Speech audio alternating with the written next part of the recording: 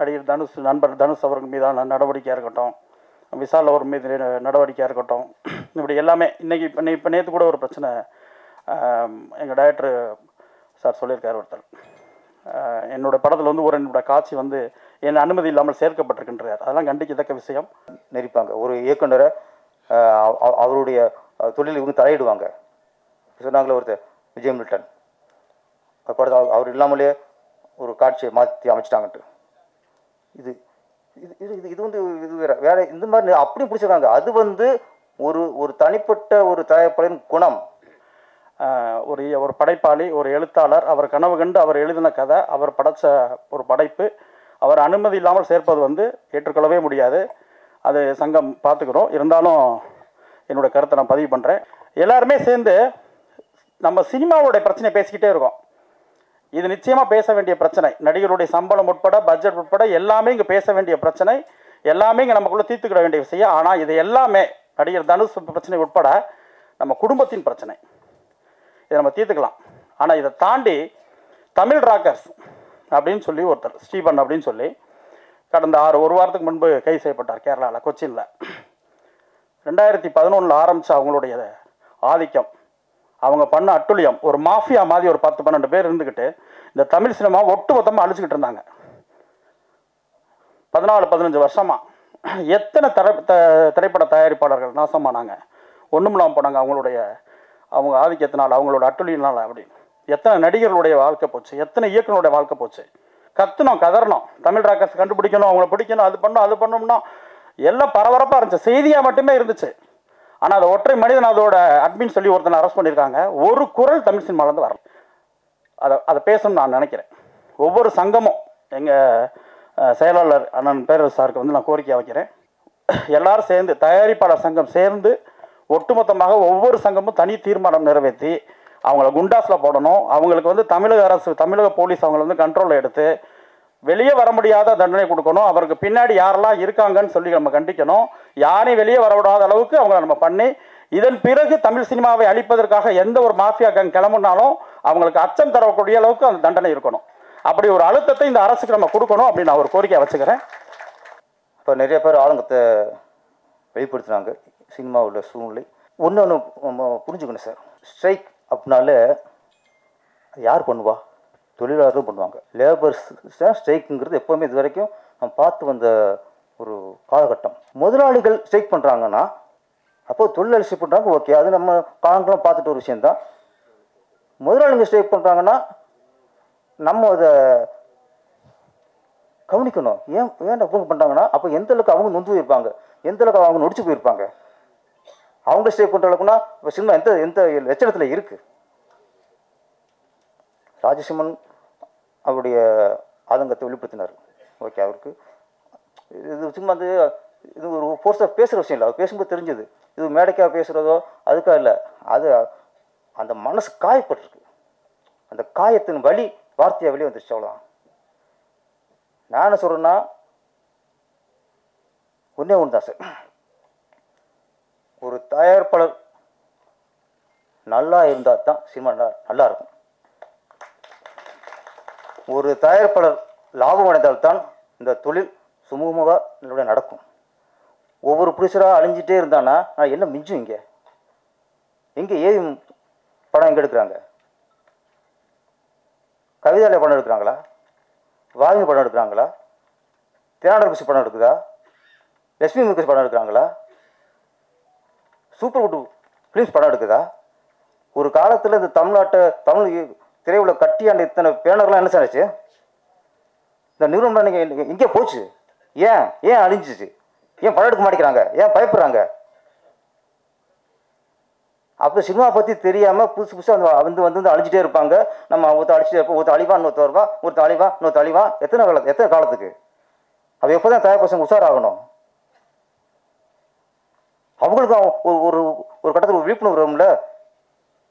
அப்போ அவங்க நம்மளை காப்பாற்றிக்க ஒரு ஒரு ஒரு முடிவுக்கு வருவாங்கல்ல. அந்த நேரம் தான் இது. நான் ஒன்றே வச்சுறேன், ஒரு ப்ரொடியூசரை நல்லா இருக்கணும்னு அந்த படத்தில் நடிக்கிற நினைக்கணும் சார். அந்த படத்தை இயக்குனர் நினைக்கணும். இந்த தயாரிப்பாளருக்கு இந்த படத்தில் லாபம் கிடைக்கணும் அப்படின்னா அந்த டைரக்டர் மனசில் நினைக்கணும், எடிட்டர் நினைக்கணும், ஒளிப்பவர் நினைக்கணும், ஜூனியர்ஸ் நினைக்கணும், செட் ஆள் நினைக்கணும், சாப்பிட பரிமாறுறாங்கல்ல ப்ரொடக்ஷனில் அவங்க நினைக்கணும், ஒட்டுமொத்த பேரும். ஏன்னா அவர் தான் நமக்கு முதலாளி. அவர் குணம் வேறையாக இருக்கலாம், அது பிரச்சனை இல்லை, அவங்க பணம் கொடுக்குற முதலாளி சார். முதல்ல டேரக்டர் எல்லாரும் இந்த படத்தில் அவருக்கு லாபம் கிடைக்கும்னு நினச்சா தான் அது ஆரோக்கியமான சினிமா. அவன் எக்கட்டு கட்டு போகிறான், ஒரு ஏடிஎம் மிஷின் மாதிரி நடிச்சோம்னா சினிமா அழிஞ்சிடும். இப்போ தான் தயாரிப்பு சங்கத்துக்கே ஒரு இது வந்திருக்கு, கட்டுக்கோப்பில் கொண்டு வரணும், ஒரு நெறிமுறைக்கு உட்படணும், பேசுங்க, சீரமைங்க.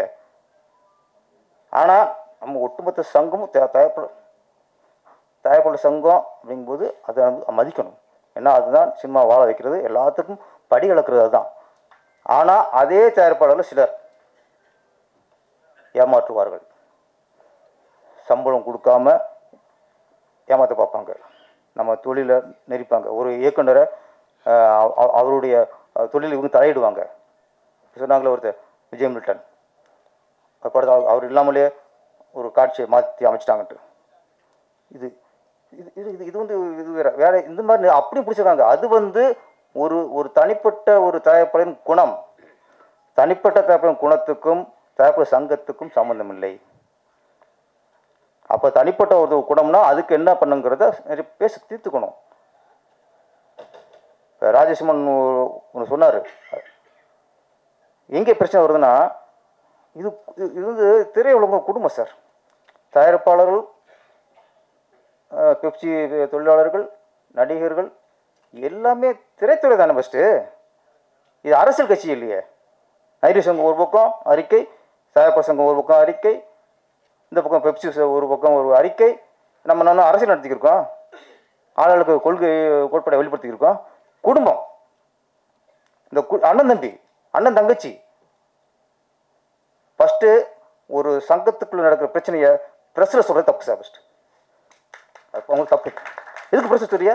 நீங்கள் நான் எலெக்ஷன் நிற்க போயிடலாங்க, மக்கள் ஓட்டுக்க போயிடல, மக்கள்கிட்ட போய் இந்த எலெக்ஷன் சொல்கிறீங்க. ஏற்கனவே நிறைய ஆளுகள் விமர்சகர்கள் வந்து சினிமா நாடடிச்சிருக்காங்க. ஏதோ கிடைக்குமா, அவன் தப்பு பண்ணானா, இவன் குடும்பம் இப்படியா, இந்த நடிகை இப்படியா, இந்த நடிகை அங்கே போச்சா இங்கே போச்சா, இதை வச்சா நிறைய பேர் புலப்படுத்திக்கிறாங்க. இது பத்தாண்டு நம்ம வேறு இந்த குடும்ப சண்டை போய் அவங்கள்ட்ட கொடுத்தோம்னா இது வழங்குமா? ஃபஸ்ட்டு நடிகர்களுக்கு உங்களுக்கு பிரச்சனை, இங்கே நடி சங்கத்துக்கு கூப்பிட்டு பேசணும். ராஜசிம்மனுக்கு ஒரு பிரச்சனையா, வாங்க, என்ன பிரச்சனை? எங்கள் இயக்குனர் சங்கத்தை சொல்கிறேன், இயக்குனர் சங்கத்தில் நிறைய பஞ்சாயத்து வரும் சார். அதில் ஒரு இயக்குனர் வந்து ஒரு தயாரிப்பாளர் மேலே புகார் கொடுப்பாரு. நாங்கள் கூட்டு விசாரிக்கும்போது தெரியும், சில நேரங்களில் எங்கள் இயக்குனர் மாதிரி தப்பு இருக்கும். அது ரெண்டு பேரும் ஒன்றா வச்சு பேசும்போது தான் தவறு யாருடையது. புகார் கொடுத்துட்டா புகார் கொடுக்கப்பட்ட ஒரு தப்பாயிடுவாரா என்ன? விசாரிக்கும் போது தான் தெரியும் யார் தப்பு, யார் மேலே தவறுங்கிறான். அப்போ எங்கள் இயக்க சங்கத்தில் சில பஞ்சாயத்தில் எங்கள் இயக்குனர் தவறு இருக்கும். அவர்கிட்ட அப்போ சுட்டி காட்டி, ஒரு மேலே தப்பு இருக்குது, நீ இப்படி மாற்றிக்கோ, நீ இவ்வளோ எதிர்பார்க்காத, இது வாங்கிக்கோ அப்படிம்பான், போயிடுவாங்க. எந்த இயக்க சங்கத்தில் எத்தனையோ பிரச்சனை வந்துருக்கு சார். இவ்வளோ முடியும் இது வரைக்கும் பிரச்சனை வந்து கொடுத்தது இல்லை. நாங்கள் அந்த வகையில் இயக்க சங்கத்தை நினச்சி நான் பெருமைப்படுறேன். எங்கள் இயக்க சங்கத்தில் ஒரு இது இருக்குது, தேர்தலே. எங்கள் தேர்தலில் போஸ்ட் ஓட்டுறதோ மீடியாவில் போய் பேசுகிறதெல்லாம் அதெல்லாம் கூடாது. அது தேர்தல் அறிக்கையில் நாங்கள் வந்து போட்டிருப்போம். அதனால் நம்ம இது குடும்ப விஷயம். இதில் வந்து ஒரு நடிகர் மேலே தப்பு இருக்கா கூப்பிட்டு பேசினா சரியாயிரும். இதை போய் போட்டு பத்திரிக்கை போட்டோன்னா, இன்றைக்கி பத்திரிக்கை வெளியே போனதுக்கப்புறம் தான் அப்போ யூஸ் ஜாஸ்தியாகிடும். பத்திரிக்கை பப்ளிக்கில் ஒரு விஷயம் போனவுடனே என் பேர் கெட்டு போச்சு அப்படின்னு திருப்பி அவரை கூப்பிட்டு வந்து சமாதானப்படுத்துறது ரொம்ப கஷ்டமாயிரும். ஆனால் இதுக்கு இந்த சினிமா பிரச்சனைகள், சினிமாவில் சொன்னது இந்த விமர்சன பேர்லேயே நிறைய கொள்கிறாங்க. இது நம்மளே போய் அவங்களுக்கு தீனி கொடுக்குறோம். இதை ஈக்குவலாக பிரச்சனை வந்து சுமூகத்துக்கு வராது. இன்னொன்று, இந்த ஸ்ட்ரைக்கு தயவு செய்து ராஜன் சார் இருக்கார், இந்த ஸ்ட்ரைக் நடக்கக்கூடாது சார், நடக்கக்கூடாது. ஒரு முதலாளி ஸ்ட்ரைக் பண்ணாங்கிற ஒரு வரலாறு நம்ம தமிழ் திரையில் வந்துடக்கூடாது. அது மிகப்பெரிய அவமானம். அது இன்னொன்று, அதில் பாதிக்கப்படுறது தயாரிப்பில் பாதிக்கப்பட அதிகமாக பாதிக்கப்பட போகிறதில்ல. பாதிக்கப்படுறது யாருன்னா திரைத்துறை தொழிலாளர்கள் தான். அவங்க தான் தினக்கூலிகள் தான். அன்னன்னைக்கு சம்பளம் வாங்குறான் பாருங்க. நீங்கள் 4 மாதம் 5 மாதம் ஸ்ட்ரைக்கு போட்டிங்கன்னா அவன் சவுத்துக்கு என்ன பண்ணுவான், அவனுக்கு என்ன வருமானம் பண்ணுவாங்க.